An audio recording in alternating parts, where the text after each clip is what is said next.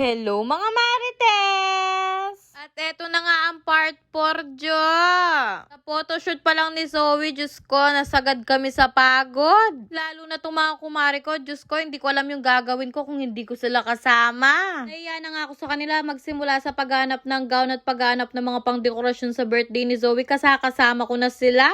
Tapos nga ng photoshoot, bumili na rin kami ng mga baso at plato na gagamitin sa birthday ni Zoe. Dumiretso na nga kami sa shop para doon na lang kami mag-dinner dahil ginabi na kami sa photoshoot ni Zoe. Nangutang na muna ako dito sa paninda kong nanangs ng roast beef at saka beef caldereta. Diyos ko, sa mga oras na yan, gutom na kami, Jo.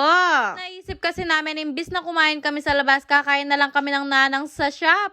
Totally, init mo lang to, ready to eat na agad at sigurado pa kaming masarap. Linagyan ko lang ng konting tubig itong roast beef para mas lalong lumapot yung sabaw niya. Wala ka nang ilalagay na kahit ano pang rekados, ready to eat na agad ito. Diyos ko, kung o-orderin mo to sa labas, napakamahal. Kaya hindi nyo na kailangan kumain pa sa labas or magpunta sa mga okasyon para lang matikman ng roast beef. Dahil may roast beef naman si Nanangs, easy and ready to cook na agad. Sinubukan din namin tong beef caldereta ni Nanangs, first time namin tong titikman, kaya uhusgahan natin mga Marites. Nilagyan ko rin to ng konting tubig para mas lumapot yung sabaw niya. Hindi mo na rin kailangan maglagay ng pampalasa dahil ready to eat na rin to. Legit Kapampangan dish. Diyos ko, naamoy ko palang lalo akong nagugutom. Tignan nyo naman, napakarami ng isang pack nila. Good for 2 to 3 person na to. Kaya sa mga nagsasabi dyan, Marites, bakit puro nanangs yung kinakain mo? Aba, masisisi nyo ba ako?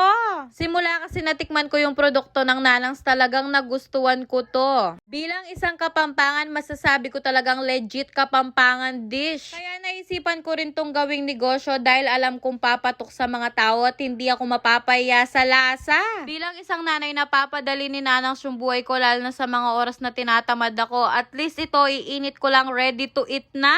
Pag nanay ka pa naman, kailangan nakaprepare na lahat yung breakfast at babaunin ng anak at asawa mo. Kaya sa tuwing nalilate ako ng gising, si Nanang sagad yung aanapin ko sa rep namin. At pagdating naman sa pag-order ng produkto ni Nanangs, pag umorder ka ngayon, same day delivery or kinabukasan lang, darating na yung order mo. Kaya sa mga gustong umorder dyan, nasa Shopee at Lazada na po ang Nanangs. At kung gusto mo namang makatipid, umorder ka sa www.nanang.com. Sa mga gusto naman pong magnegosyo, open pa po si Nanang sa distributor, dealer at reseller. Kaya kung isa kang housewife at nasa bahay ka lang at naghahanap ng pagkakakitaan, open pa po si Nanang sa reseller. At kung nagnenegosyo ka, perfect din pang dagdag negosyo itong si Nanangs. I-message mo lang ako, Jo, one call away.